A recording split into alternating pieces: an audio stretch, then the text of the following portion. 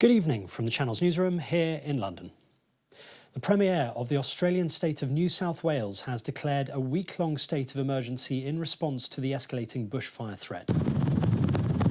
High temperatures and strong winds are forecast for the weekend, leading to widespread extreme fire in the eastern Australian state. Since September, bushfires have killed 18 people and destroyed more than 1,200 homes across New South Wales and Victoria. At least 17 people remain missing after fires this week alone. Thousands of people are already fleeing a vast tourist leave zone in New South Wales, with supplies running low in some cut-off towns. It's been called the largest relocation out of the region ever. Australian Prime Minister Scott Morrison has announced paid leave for volunteer firefighters during his tour to fire-affected areas across the country. Talking to media in South Australia, where ongoing fires have destroyed around 87 homes and 500 other buildings, he said that he has directed all Commonwealth agencies to provide at least 4 weeks paid leave for volunteer firefighters. And he maintained that fighting fires and evacuations were a priority for the government and not the issue of climate change. What is incredibly important is that we continue to maintain the focus on these very important tasks. Those tasks are being well led and run by our state authorities, both in Victoria and in New South Wales, and I am in constant contact with premiers of both of those states. Taiwan's top military official is among 8 people killed when a military helicopter made an emergency landing in mountainous terrain. General Shen Yiming and 12 others were on the Black Hawk helicopter when it was forced to land in poor weather near the capital Taipei. Earlier reports said some people had been found alive, with others trapped under fragments of the helicopter. The general was flying to an army base in the northeast of Taiwan. Several other top military officials were also on the helicopter. Taiwan's Air Force sent 2 more Black Hawk helicopters and about 80 soldiers to the scene near Tongho Creek in Wulai. At least 21 people have died in flooding in the Indonesian capital Jakarta after the city had its most intense rainfall for at least 24 years. The Meteorology, Climatology and Geophysics Agency measured 14.8 inches of rainfall in a single day at an airport in East Jakarta. That's the most rain in a single day since at least 1996, when records supplied by the agency began.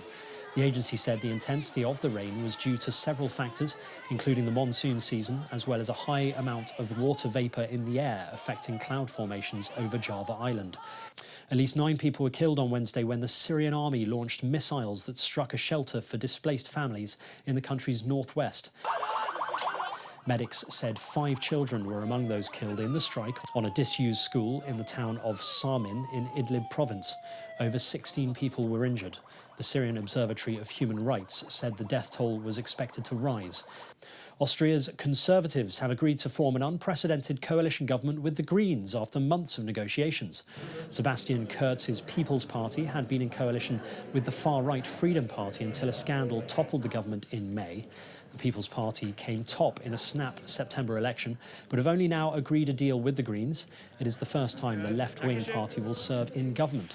The leaders suggested they would aim to lower taxes in general, a People's Party pledge, while bringing in higher environmental taxes in line with green policies. France's transport strike against pension reforms has entered its 29th day, making it the longest rail workers' strike since May 1968. Industrial action against President Emmanuel Macron's planned pension reform has hit train services hardest. The government says the changes are necessary to make the system fairer and more sustainable, but unions say workers will lose out. More talks are due to be held between unions and government on 7th of January. The Israeli Prime Minister Benjamin Netanyahu has decided to seek parliamentary immunity from prosecution over corruption charges. The move would likely delay a trial until after fresh elections next March.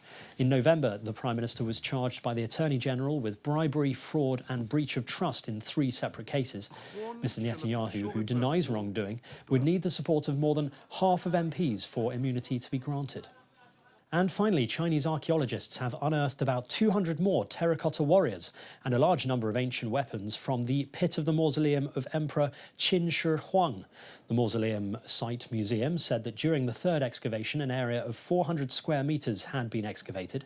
The burial area is thought to have been a subordinate to the tombs of the mausoleum. New discoveries also include 12 clay horses and traces of 2 chariots. The newly discovered ancient weapons contain storage boxes, coloured shields, bronze swords and bows.